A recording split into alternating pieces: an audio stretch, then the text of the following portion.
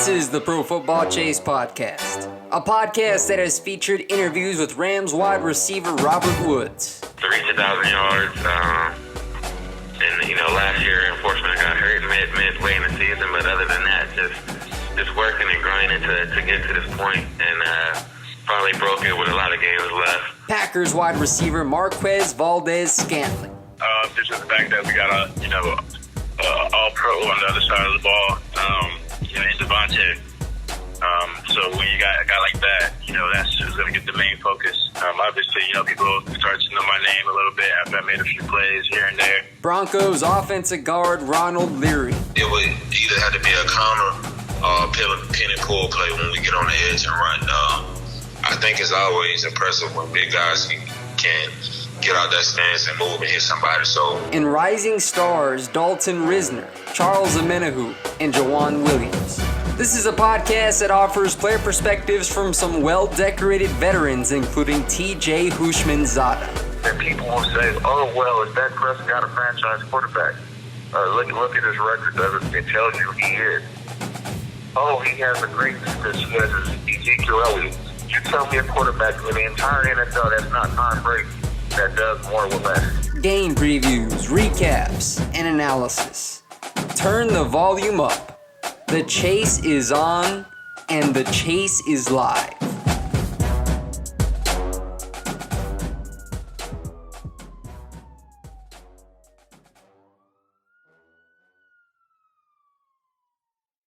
Good afternoon, everybody, and Happy New Year. Welcome to the Pro Football Chase podcast. It's Isaac David Signs with you, and joining me for the first draft prospect interview of the season is Florida Atlantic wide receiver Deangelo Antoine. So, Deangelo, Happy New Year to you.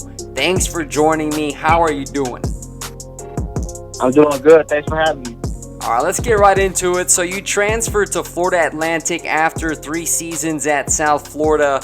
You finished the year with 61 receptions for 771 yards and 5 touchdowns. So Deangelo, can you talk about your experience playing for the Owls and how it has helped your growth as a player? Being on the Kiffin's offense kind of helped me grow as a player and as an athlete because he kind of taught me how to buy into a system and how to play a role, like the role that I carried as a receiver. He gave me the role to be one of the guys, so I had to, once I got in, I had to adapt very quickly. I had to become one of the guys and help the offense in a major way. Speaking of Lane Kiffin, he obviously accepted a head coaching job at Ole Miss, but you spent this year with him. You talked about that prolific offensive attack that he had there in Florida Atlantic for quite some time. So what are some intricacies that you picked up and learned as a route runner under Kiffin's offense? He likes to be explosive. He's like a running gun coach. He likes to take shots, and that's something that I like and I wanted to play for. I wanted to play for him because of that reason right there. He didn't like to I would say he wanted to run the scoreboard up. So you know what I'm saying. I like to coach that likes to throw the ball and like to have an explosive offense, and I feel like I can fit in his offense to help the offense become an explosive offense. Deangelo, you had the season's longest pass reception with a 75-yard score in the Owls Conference USA Championship win over Alabama Birmingham, and you had 5 catches, 112 yards. So do you feel like that big stage performance proved your caliber as an NFL prospect? Yes, sir. That game kind of helped show scouts that I have a lot of potential to make big plays and to finish and fit in schemes. And I feel like that game kind of showcased like some speed and different versatility that I have to offer. As you know, NFL cornerbacks and safeties, they're getting more athletic, longer, rangier at the point of attack. They're becoming very wise when it comes to jumping routes. So, Deangelo, how much time do you spend watching film on defensive players' tendencies to become a better wide receiver? Going into film study, when it's time for film study, I kind of watch the guy that I'm going against or the guy that's kind of going to be lined up against me. Or if I'm on the other side, I watch the other nickel or the other corner that I'll be going against, and I kind of try to find tendencies like their break points, like what do they do when this guy does this thing, or what do they do when this guy does this thing, and that's what I try to use. And majority of them doesn't like speed, so I kind of try to use the speed part as my ability and my advantage point. Deangelo, you're 5'10", roughly 190 pounds. So at this point in your career, what would you say is the strongest aspect of your game as a wideout? My speed, most definitely. My versatility, that you can put me anywhere on the field. Now, I ask you this as a follow-up question to that. Is there a current NFL wide receiver that you try to model your game after? That's a good question. I would say like a T.Y. Hilton or a Cheetah, something along those lines. Smaller guys that use their speed as their advantage, so they make them seem like they're bigger players, but they're just more faster.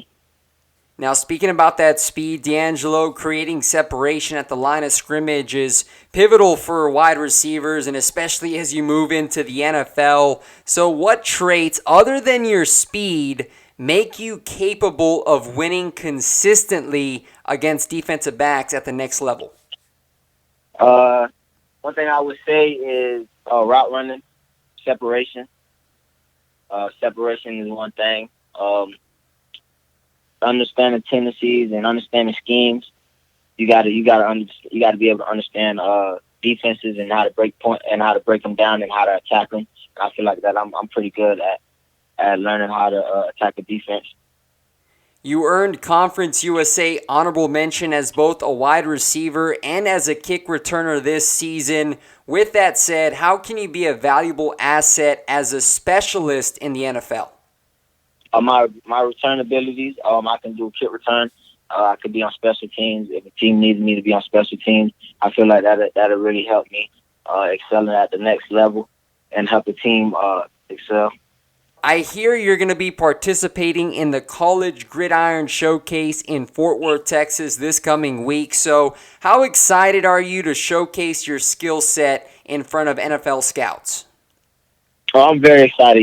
Many don't get this opportunity, so I want to take the best advantage of this opportunity that I got to showcase my talent and showcase that I'm capable of playing at the next level.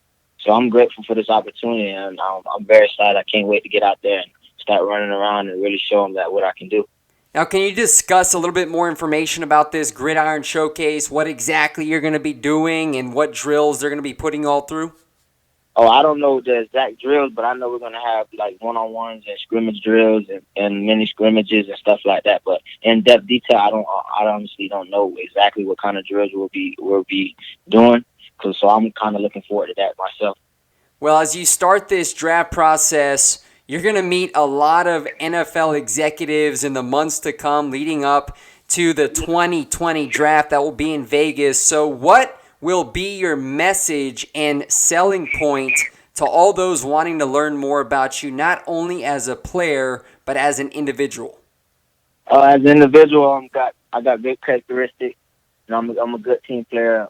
I bring a lot other than my abilities on the field. I feel like I can fit into a system. I'm good player in the locker room. I get along with others, and I'm somebody that people will want to be around. I got good.